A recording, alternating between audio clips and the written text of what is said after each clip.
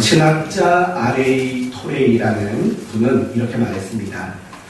나는 지구상에 어떤 나라, 어떤 도시, 어떤 지역, 어떤 교회라 할지라도 부흥을 일으킬 수 있는 방법을 알고 있다. 이렇게 이야기를 했습니다. 그러면서 세 가지를 이야기했습니다. 첫째는 하나님과 함께 동행하는 신실한 교인이 있으면 된다. 둘째는 그 교인과 함께 기도하면 된다. 셋째는 그 교인들과 함께 성령의 감동을 따라 전도하면 된다. 이렇게 교회를 부흥시키는 세 가지 방법을 이야기했습니다. 그것이 맞는 말인지 틀리는 말인지는 모르겠습니다. 그러나 중요한 것은 이 이야기를 통해 우리가 알 수 있는 것, 그것은 우리가 부흥하기 위해서는 반드시 그에 상응하는 이유가 있어야 한다는 겁니다. 간단히 말하면 부흥할 만한 이유가 있어야 부흥할 수 있다는 말입니다. 오늘 본문 역시 초대교회, 예루살렘 교회가 부흥했다고 말을 합니다. 그러므로 오늘 말씀을 통해서 예루살렘 교회가 부흥할 수 있었던 이유가 무엇인가를 점검해보고 우리 사랑하는 교회 안에도 그와 같은 부흥할 만한 이유가 많아지게 되는 그런 소원과 다짐이 있는 시간이 되기를 바랍니다. 교회 역사, 2000년 역사 가운데 가장 유명한 슬로건이 있다면 이런 거일 겁니다. 초대교회로 돌아가자. 이런 얘기는 여러분 모두가 수없이 들어봤을 겁니다. 그렇다면 왜 초대교회로 돌아가자? 여기서 말하는 초대교회는 예루살렘 교회라고 말하는 것이 더 정확한 표현입니다. 왜 예루살렘 교회로 돌아가자라고 많은 시대마다 교회마다 그렇게 외쳤을까요? 여러 가지 이유가 있을 겁니다. 예루살렘 교회야말로 가장 하나님이 기뻐하실 만한 교회였고 또 예루살렘 교회 안에 많은 성령의 역사가 있었고 예루살렘 교회 성도들 가운데 많은 상당수가 성령이 충만했고 가장 순수했고 가장 순결한 신앙을 가졌던 바로 그런 교회이기 때문에 다 예루살렘 교회로 돌아가자라고 외칠 것입니다. 물론 그렇다고 해서 예루살렘 교회가 흠이 없는 완전한 교회다라는 말은 아닙니다. 예루살렘 교회 안에도 문제가 있었고 흠이 있었습니다. 그러나 이 땅에 존재하는 교회 가운데 예루살렘 교회는 정말 하나님이 가장 바라고 기대하시는 그런 모습들을 상당히 많이 갖추고 있는 겁니다. 그래서 초대교회로 돌아가자, 예루살렘 교회로 돌아가자라고 외치는 겁니다. 그리고 그렇게 외치는 데에는 또 하나의 이유가 있습니다. 예루살렘 교회는 큰 부흥이 끊임없이 일어나고 있는 교회였기 때문입니다. 오늘 본문 47절에도 그렇게 말하지요. 주께서 구원받는 사람을 날마다 더하게 하시니라. 교회가 끊임없이 부흥해 갔다라고 말을 합니다. 이러한 예루살렘 교회의 부흥은 비단 오늘 본문에만 나오는 건 아닙니다. 예루살렘 교회에 대한 이야기가 언급되는 사도행전의 모든 장에서 예루살렘 교회가 부흥하고 있다는 사실을 소개하고 있습니다. 예를 들면 사도행전 2장 41절에도 그 말을 받는 사람들은 세례를 받으매 이날에 신도의 수가 3,000이나 더하더라. 엄청나지 않습니까? 신도의 수가 3,000이나 더하더라. 4장으로 넘어가면 이런 말씀이 나옵니다. 믿는 자가 많으니 남자의 수가 약 5,000이나 되더라. 5,000이랍니다. 끝나지 않습니다. 5장으로 넘어가면 이렇게 말합니다. 믿고 죽게 나오는 자가 더 많으니 남녀의 큰 무리니라. 처음에는 3,000이라고 말합니다. 그 다음에는 5,000이라고 말합니다. 그 다음에는 셀 수가 없으니까 큰 무리더라 라고 이야기를 합니다. 이제 6장으로 넘어가 보면 이렇게 말합니다. 그때에 제자가 더 많아졌는데, 약간 다른 표현이 되는 겁니다. 지금까지는 성도가, 신도가 3천, 5천 많았더라 라고 이야기하는데 6장으로 넘어가면서부터는 제자가 많아졌더라 라고 그 부흥의 그 진가를 그렇게 설명하고 있습니다. 6장은 계속해서 말합니다. 예루살렘에 있는 제자의 수가 더 심히 많아지고 허다한 제사장의 무리도 복종하더라 까지 이야기합니다. 이처럼 예루살렘 교회는 정말 우리가 상상할 수 없는 오늘날 많은 교회가 상상할 수 없고 단지 우리도 그랬으면 좋겠다라는 기대와 바람을 가질 정도로 엄청난 부흥의 역사가 예루살렘 교회 안에 일어나게 된 겁니다. 그러다가 사도행전 7장에 넘어가시면 스데반 집사님이 순교를 당하는 일이 일어납니다. 그리고 그 순교 사건을 기점으로 예루살렘 교회의 부흥이 이방 나라의 교회의 부흥으로 확장되어져 가는 더 놀라운 일들도 일어나게 되는 겁니다. 우선 오늘 말씀 가운데 여러분이 주목할 것은 예루살렘 교회 안에는 정말 크고 놀라운 부흥의 역사가 일어났다라는 점을 생각하셔야 합니다. 그리고 그런 예루살렘 교회의 모습을 바라보며 우리가 갖는 마음도 한결같은 겁니다. 우리 사랑하는 교회도 예루살렘 교회처럼 그렇게 부흥하는 교회가 되면 좋겠다라는 그런 바람과 그런 기대를 우리 모두는 갖게 되는 겁니다. 그러나 중요한 것이 있습니다. 우리 사랑하는 교회가 정말 부흥하면 좋겠다라는 그런 기대와 소원과 바람을 갖는 것 중요합니다. 그러나 우리가 그런 것들을 기대하고 바라고 소원하는 마음을 가졌다고 해서 무조건 교회가 부흥해 가는 것은 결코 아니라는 겁니다. 생각해 보십시오. 우리 사랑하는 교회가 지난 13년 전에 이곳에 세워졌을 때 부흥에 대한 기대하는 마음 없었겠습니까? 부흥을 소원하는 마음, 부흥을 간절히 바라는 마음이 없었겠습니까? 분명히 있었습니다. 단 4명으로 우리 교회는 시작이 되었습니다. 4명으로 시작한 교회가 얼마나 크게 부흥할 것을 생각했는지 아십니까? 여러분한테 정말 죄송한 얘기인데 제가 참 이런 식의 기대까지 가졌습니다. 1년 뒤에는 이 자리가 가득 찰 거고 그러면 더 넓은 자리를 고민할 거고 막상 해보니까 1년이 지나도 10명 넘어가기 어렵더라고요. 그렇다고 해서 교회가 부흥하고 성장하는 거 그런 기대가 없었던 거 아니지 않습니까? 많았습니다. 그런데 교회가 잘 부흥이 되지 않았습니다. 뿐만 아니라 13년이 지났지만 여전히 우리 모두의 마음속에는 우리 교회가 더 부흥하기를 바라는 그런 마음들 있지 않습니까? 우리 연세 많으신 성도님들이 저를 볼 때마다 늘 그런 말을 하고 지나가십니다. 아이고 목사님 우리 교회가 빨리 부흥해야 될 텐데요.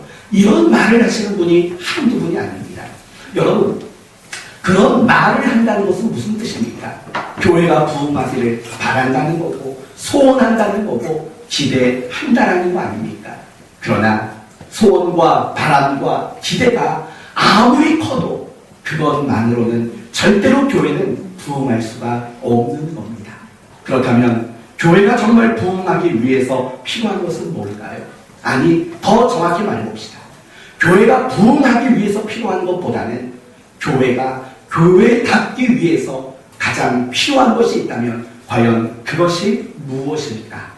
오늘 설교가 바로 이 부분을 우리 모두가 함께 공유하고 함께 마음에 품는 것 그것을 목적하고 있는 겁니다.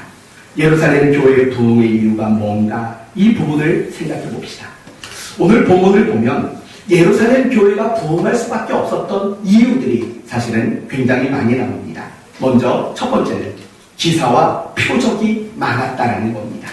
43절 사람마다 두려워하는데 사도들로 말미암아 기사와 표적이 많이 나타났다라고 말합니다. 간단히 말하면 이런 뜻인 겁니다. 그들이 전하는 복음이 사실이라는 것을 입증할 만한 사건들이 많았다라는 겁니다. 예수 그리스도의 죽음과 부활이라는 그 메시지의 진위를 밝혀줄 만한 그런 기적과 능력들이 많이 일어났다고 말하는 겁니다. 두 번째는 성도들이 자신의 재산과 소유를 아낌없이 나누어주는 헌신이 있었다고 말합니다. 계속해서 44절을 보시면 믿는 사람이 다 함께 있어 모든 물건을 서로 통용하고 또 재산과 소유를 팔아 각 사람의 필요를 따라 나누어 주며라고 말합니다. 여러분, 돈이 얼마나 중요하면 우리가 살아가는 이 시대의 돈을 뭐라고 부르냐면 피 같은 내 돈이라고 부릅니다. 여러분, 피는 자기의 생명과 마찬가지인 겁니다. 돈을 그렇게 여기는 시대가 되고 만 겁니다. 그런데 이 예루살렘 교회 성도들에게는 너무 파격적인 일들이 일어난 겁니다. 자신의 재산을 파는 겁니다. 자신의 소유를 파는 겁니다. 그리고 나와 피 한 방울 섞이지 않는 나의 이웃들, 나의 가난한 이웃들을 위해서 자신이 가지고 있는 모든 물질들을 기꺼이 나누어주는 그런 헌신의 모습들이 예루살렘 교회 안에 있었다는 겁니다. 그러한 것들이 예루살렘 교회가 부흥하는 데 있어서 정말 중요한 이유였다고 말합니다. 세 번째는 그들은 정말 열심히 모였다고 말합니다. 열심히 모였답니다. 46절을 보시면 날마다 마음을 같이하여 성전에 모이기를 힘쓰고 집에서 떡을 떼며 기쁨과 순전한 마음으로 음식을 먹고. 이게 무슨 말입니까? 간단히 말하면 이런 말입니다. 대그룹 사역과 소그룹 사역이 온전하게 이루어졌다는 겁니다. 모든 예수 믿는 자들이 함께 모여 예배드리는 그 예배에도 열심히 모였고, 우리 식대로 말한다면 목장별로, 예배가 없는 날이면 목장별로 모여서 함께 신앙 안에 교제를 나누는, 여기서 음식을 먹었다라는 건 단지 함께 밥만 먹었다라는 의미가 아니라 주의 만찬을 함께 나누고 주의 만찬을 함께 기념하는 신앙의 교제들을 나누었다라는 점을 이야기하고 있는 겁니다. 이처럼 예루살렘 교회는 모두가 함께 모이는 대그룹 모임에도 열심이었고 각각 흩어져 모이는 소그룹 모임에도 그들은 대단히 열심을 가지고 모였다라는 겁니다. 또 네 번째는 믿지 않는 사람들에게 칭찬을 받았다고 말합니다. 47절을 보시면 하나님을 찬미하며 또 온 백성에게 칭송을 받는, 온 백성에게 칭송을 받았다고 말합니다. 물론 박해가 없었다라는 말입니다. 신앙이라는 이유로는 미움을 받았습니다. 신앙이라는 이유로는 반대를 당했습니다. 박해를 당했습니다. 그러나 그들의 모습, 그들이 살아가는 삶의 방법과 내용만큼은 많은 백성들에게, 신앙 밖에 있는 사람들에게까지도 그들은 칭찬을 받는 사람들이었다라고 말을 합니다. 당시 문헌을 보면 단적인 예가 등장합니다. 당시 유대의 총독은 폴리니우스라는 사람이었다고 합니다. 이 사람이 트라이안 황제에게 다음과 같은 글을 썼답니다. 예수 믿는 성도들은 그들은 법 이상을 실천하는 사람입니다 라는 이런 문구를 써서 보낼 정도로 당시 총독까지도 예수 믿는 성도들의 삶을 칭찬하고 인정하고 있었다는 겁니다. 이처럼 예루살렘 교회가 부흥할 수 있었던 이유는 많이 있었던 겁니다.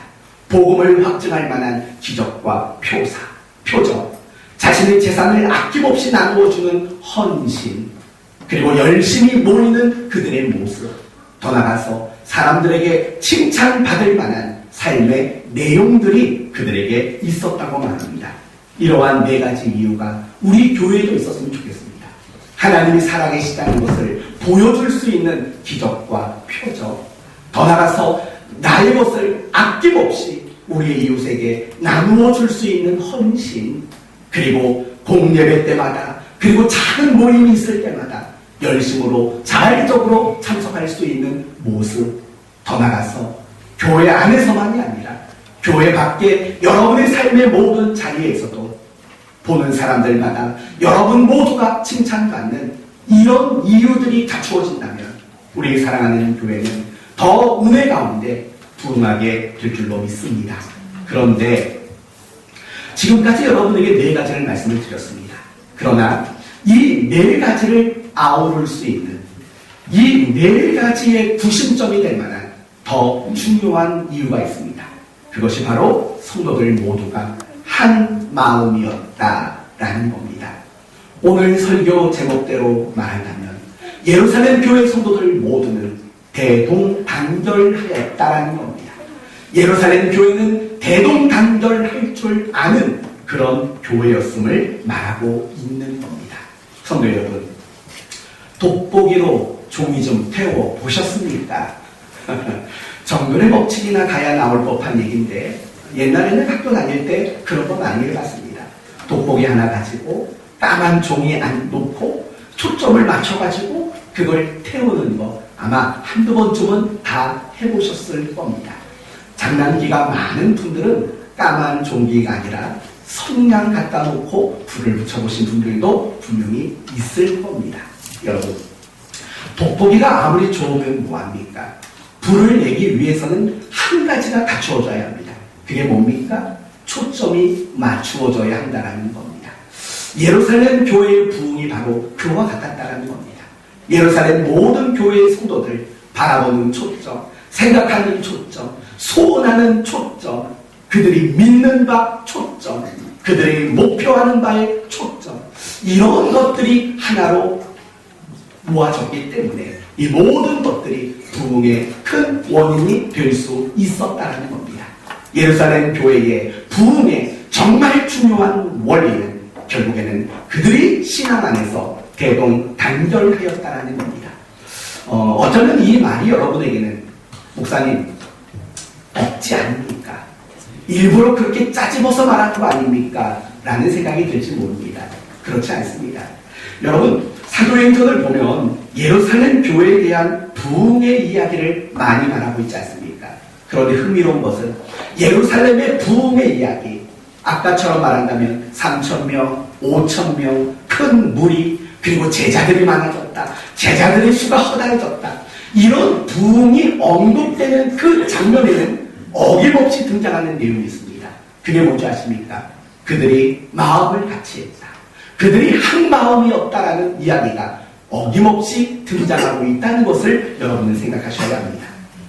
사도행전 2장에는 날마다 마음을 같이 했고, 사도행전 4장에는 그들이 듣고 한 마음으로, 5장에는 믿는 사람들이 다 마음을 같이 하여, 8장에 가서도 한 마음으로 그 말하는 말을 따르니라 라고 그들이 한 마음이었다고, 대동단결이었다라고 이야기하고 있습니다. 이 부분을 반대로 증명해 보도록 합시다. 예루살렘 교회는 정말 폭발적으로 부흥하기 시작했습니다. 그러면 당연히 누가 가장 싫어하겠습니까? 사탄은 가장 싫어할 수밖에 없습니다. 그래서 사탄은 예루살렘 교회의 부흥을 방해하고 가로막는 일들을 펼쳐가기 시작합니다. 근데 사탄이 교회의 부흥을 방해하는데 가장 중요한 방법으로 썼던 내용이 성도들의 마음을 흩트는 겁니다. 대동단결이 아니라 그냥 사분오열하는, 그러도록 만드는 그것을 사탄은 가장 중요한 방법으로 쓰곤 했다라는 겁니다. 예를 들어 봅시다. 사도행전 5장 말씀을 보시면 어떤 이야기가 나오냐면 아나니아와 삽비라 이야기가 나옵니다. 여러분, 이 사람들의 이야기 아시죠? 재산을 팔았습니다. 근데 조금 아까웠습니다. 그래서 감춰뒀습니다. 그리고 나머지는 교회 앞에 헌금으로 냈습니다. 베드로가 묻습니다. 네가 판 재산이 전부냐? 그때 거짓말을 합니다. 네, 전부입니다. 그래서 어떻게 됐습니까? 죽었습니다. 아내에게 묻습니다. 전부냐? 네, 전부입니다. 죽었습니다. 왜 죽었을까요? 겉으로 본다면 당연히 거짓말해서 죽었다고 우리는 말할 수밖에 없습니다. 그러면 생각해 보세요. 거짓말해서 죽는다면 여기 살아있을 사람이 있겠습니까? 저부터 죽어야 합니다. 거짓말을 얼마나 많이 하는지 모릅니다. 저한테 제발 그것 좀 물어보지 마세요. 식사하셨습니까? 저는 안 먹었는데도 성도들 걱정할까봐 뭐라고 말하냐면 예, 잘 먹었습니다. 저도 죽었어야 합니다. 근데 사실 여러분들도 살다 보면 본의 아니기에 거짓말을 하는 그런 경우들이 많지 않습니까? 그렇다면 다 죽어야 합니다. 그러나 아나니아와 삽비라가 죽은 것은 단지 거짓말을 쳤기 때문만은 아닙니다. 그들의 거짓말이 더 특별한 의미가 있었기 때문에 그들은 죽을 수밖에 없었던 겁니다. 과연 그 의미가 뭘까요? 그들의 거짓, 그들의 위선, 결국 그것이 어떤 결과를 만들게 될 것을 아셨냐면 성도들의 대동단결, 그들이 한 마음이고 한 뜻이었던 그 모습들이 결국에는 깨질 수밖에 없는 원인이 될 것을 알기 때문입니다. 당연하지 않습니까? 여러분, 거짓말하는 공동체가 하나가 될 수 있겠습니까? 가식과 위선이 있는 공동체가 정말 하나가 될 수 있겠습니까? 결국 그럴 수 없는 겁니다. 아나니아와 삽비라의 거짓말은 단지 거짓말 차원의 것이 아니라 공동체가 지금까지 한 마음 한 뜻이었던 그 대동단결에 금이 가도록 만드는 너무나도 무서운 행동이었기 때문에 그런 일들이 일어날 수밖에 없었던 겁니다. 그리고 흥미로운 것은 뭐냐면 이 아나니아와 삽비라가 죽은 다음에 바로 이런 구절이 등장합니다. 사도행전 5장 12절을 보면 다 마음을 같이 하려 참 의미 있는 말들을 쓰고 있는 겁니다. 다시 말하면 아나니아와 삽비라의 죽음의 이유가 무엇인가를 명확히 말하는 겁니다. 그들의 죽음이 결국에는 성도들을 더더욱 한 마음이 되도록 만들었다라고 말하는 겁니다. 사탄이 포기했겠습니까? 아닙니다. 사탄은 또 다시 연이어서 교회를 공격합니다. 그게 사도행전 6장에 나오는 이야기입니다. 여러분, 사도행전 6장의 첫 번째 이야기가 뭔 줄 아십니까? 서로 원망하는 이야기가 나옵니다. 예루살렘 교회에는 두 종류의 성도가 있었습니다. 히브리파 성도와 헬라파 성도가 있었습니다. 히브리파 성도란 그 유대 땅에서 떠나지 않고 히브리어를 주된 언어로 여기고 쓰는 성도들을 말하는 겁니다. 헬라파 성도들은 어떤 사람입니까? 외국 물 좀 먹은 사람입니다. 헬라어도 좀 알 줄 아는 사람이고 외국의 문명을 받아들인 사람들입니다. 이 두 부류가 교회 안에 존재했던 겁니다. 그런데 여러분, 그 시대 때까지만 해도 사도행전 6장까지만 해도 어떤 분위기냐면 예루살렘 교회의 지도자들은 대부분이 히브리파 사람들이었습니다. 그러니까 이 히브리파 사람들이 리더였다는 말입니다. 그들이 구제를 합니다. 과부들에게 구제를 합니다. 그런데 손이 안으로 굽어버린 겁니다. 당연히 내가 아는 사람, 나와 가까운 사람에게 구제를 먼저 하는 겁니다. 그러다 보니까 어떤 섭섭한 말이 들어오냐면 이 헬라파 유대인들이 맨날 히브리파 과부들한테만 먹을 거 주고 돈 주고 보살펴주고 맨날 우리는 뒷전이다. 이런 식의 불평의 말들이 나오기 시작한 겁니다. 성도 여러분, 교회 공동체 안에서 원망의 말이 나왔다는 것은 무슨 말입니까? 마음에 균열이 가고 있다라는 말인 겁니다. 사탄은 바로 그런 방식이라는 겁니다. 한 마음 한 뜻인 것을 깨트리는 것, 그것이 사탄이 교회의 부흥을 가로막는 가장 중요하게 쓰는 방법이라는 겁니다. 2000년 교회 역사 가운데 교회가 극복하지 못하고 교회가 흔들리고 교회의 부흥이 중단할 수밖에 없었던 주된 원인들이 뭔지 아십니까? 갈등이고 다툼이고 싸움입니다. 교회마다 어려움을 겪는 가장 실질적인 원인, 그것은 미움 아닙니까? 갈등 아닙니까? 그리고 서로 다투는 거 아닙니까? 교회는 그래서 수없이 갈라지고 쪼개집니다. 물론 그런 것을 통해서도 하나님은 또 다른 교회를 세워가는 합력하여 선을 이루시는 일들을 분명히 이루어 가십니다. 그러나 적어도 분명한 것은 사탄이 교회의 부흥을 가로막는 가장 중요하게 쓰는 방법, 그것은 성도들이 한 마음이 되지 못하도록 만드는 것, 원망을 갖고 불평을 갖고 그래서 대동단결하지 못하도록 만드는 것, 이것이 사탄이 쓰는 가장 무서운 전략이라는 겁니다. 미안하지만 우리 교회도 사탄의 그러한 공격 앞에 흔들렸던 적이 한두 번이 아니지 않습니까? 우리 교회만의 이야기가 아닙니다. 모든 교회들이 늘 어렵고 힘들어하는 부분이 사실은 이 부분 아닙니까? 마음이 나뉘는 것, 한 마음을 이루지 못하는 것, 그래서 교회가 갈라지는 것, 얼마나 많이 일어나는지 모릅니다. 사랑하는 성도 여러분, 교회가 부흥하는 데 있어서 정말 중요한 것은 어떤 외형적인 조건들이 아닙니다. 뭔가 갖추어져야 할 문제가 아닙니다. 가장 중요한 것은 예수 믿는 공동체 안에서 날마다 마음을 같이 하는 대동단결, 이것이 모든 부흥의 근원이 된다는 사실을 알아야 합니다. 그렇다면 대동단결하는 것이 부흥의 이유인 이유는 과연 뭘까요? 먼저 두 가지로 말씀을 드리겠습니다. 표면적인 이유는 우리가 하나 되지 않으면 힘을 발휘할 수 없기 때문입니다. 여러분, 1988년 하면 떠오르는 게 뭡니까? 서울 올림픽입니다. 우리나라가 주최한 가장 큰 세계적인 대회이고 또 굉장히 성공적으로 치른 대회입니다. 올림픽 때문에 우리나라가 세계로 알려질 수 있는 계기가 되었고 또 경제적인 도약의 계기도 되었습니다. 그런데 사실 그 시대만 해도 우리나라는 올림픽을 치를 만한 실력이 되지 않았습니다. 경제적인 실력이 되지 않았다는 겁니다. 예를 들면 이런 겁니다. 그 시대에 올림픽을 치르기 위해서 필요했던 돈은 1조 2,600억 원이었다고 합니다. 저는 사실 그게 얼마인지 감은 오지 않습니다. 그냥 수치상으로만 생각하십시오. 그런데 그때 우리나라가 가지고 있었던 예산 확보는 2,600억 밖에 되지 않았다는 겁니다.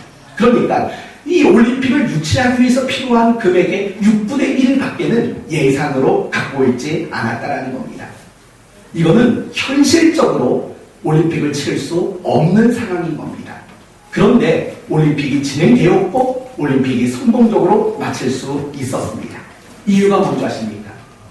큰 기업만이 아니라 작은 민간 기업들이 너도 나도 할 것 없이 많은 협조를 했습니다. 그리고 무엇보다도 재미있는 것이 있습니다. 온 백성들이 이 올림픽에 협조하고자 하는 마음들이 굉장히 많았다는 겁니다. 좀 우스꽝스러운 이야기를 든다면 그 시대 소매치기 일당들도 올림픽을 위해 협조를 했다고 합니다. 어떻게 협조를 했을까요?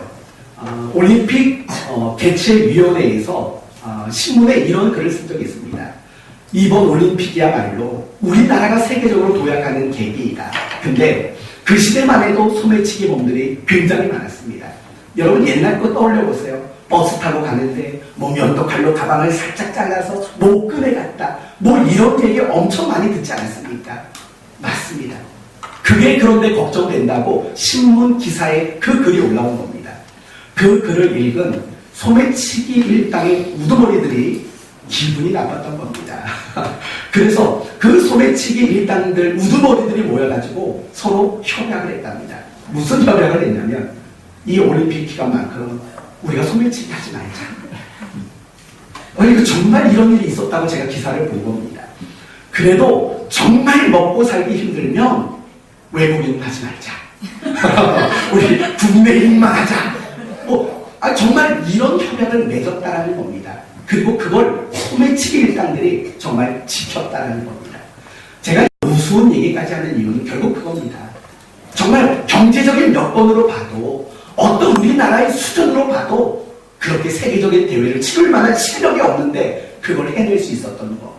그 중요한 원인은 바로 대한민국 모든 백성들의 대동단결이 있었다라는 이야기를 여러분에게 드리려고 하는 겁니다. 베트남 전쟁 아시지 않습니까?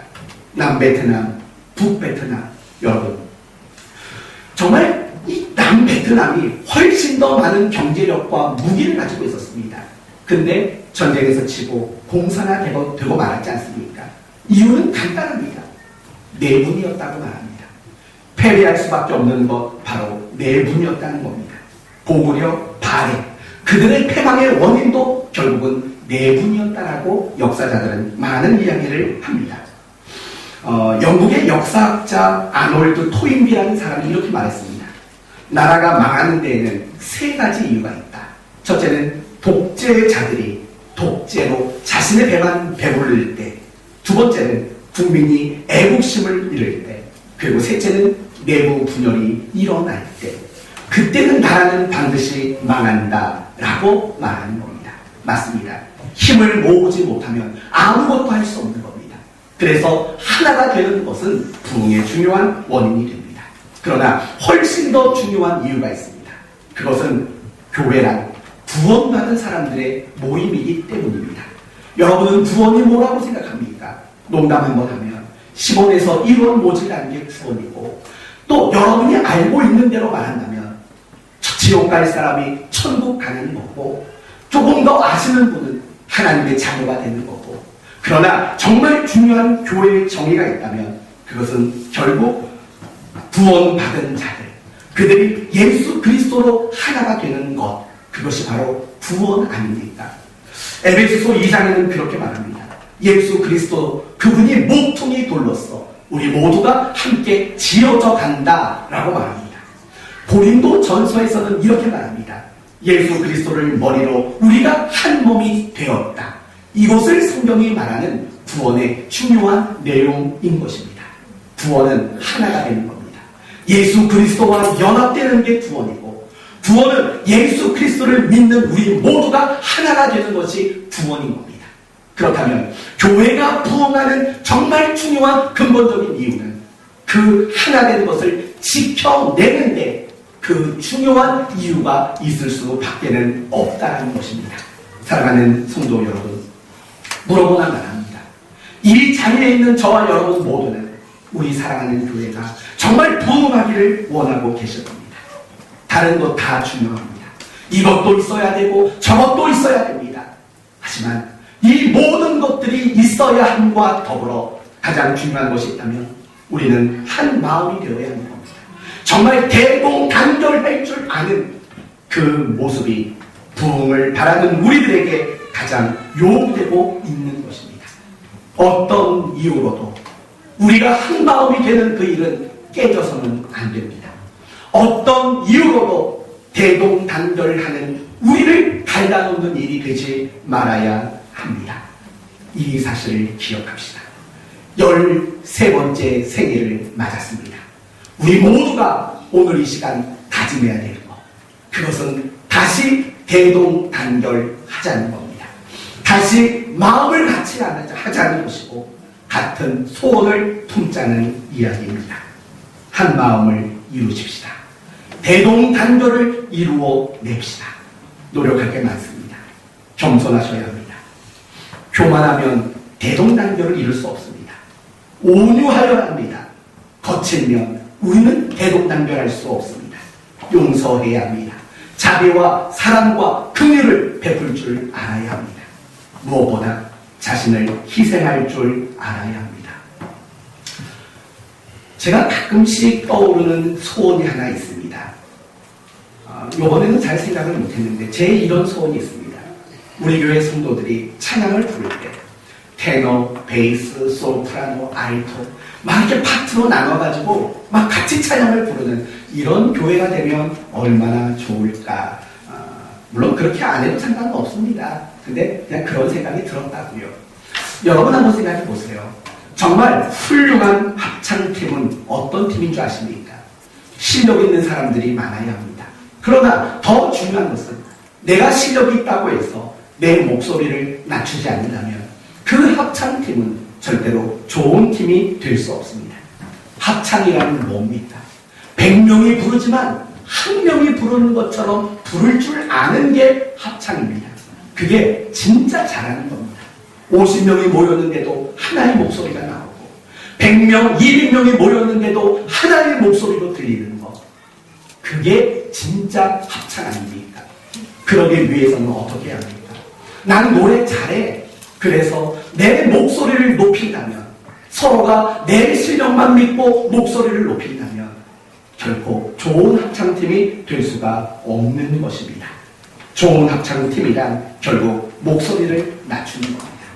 다른 사람의 목소리를 낮추는 게 아니라 내 목소리를 낮추는 겁니다. 그건 결국 희생입니다. 내가 돋보이고 싶고 내 목소리가 더 많은 청중들에게 들려지고 싶지만 그 욕심을 내려놓고 내 목소리를 낮추는 것, 그게 희생 아니겠습니까? 훌륭한 교회도 마찬가지입니다. 한 마음이 되는 그 일을 위해서 나를 희생하는 겁니다.